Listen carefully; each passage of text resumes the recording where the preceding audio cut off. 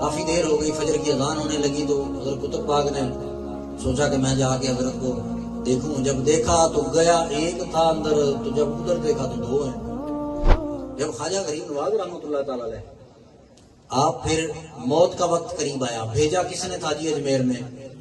حضور علیہ السلام نے۔ اب پھر زیارت ہوتی ہے، وہ شخص پھر زیارت سے باہر ہی نہیں نکلتا۔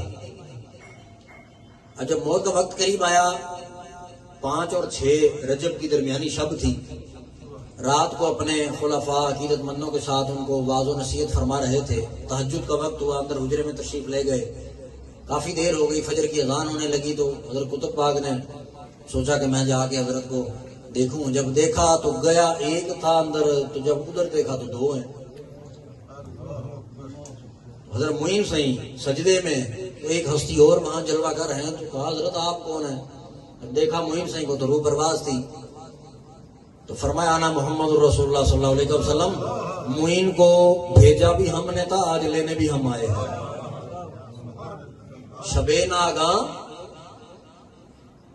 میں نے رات کو دیکھا، کیا بخواب اندر میں نے خواب کے اندر دیکھا، یک عرب دیدم، ایک عرب کو ڈٹھوں، لیکن والفر میں نے بن اگلی لائن غلط گفتم عرب دیدم ولیکن این رب دیدم۔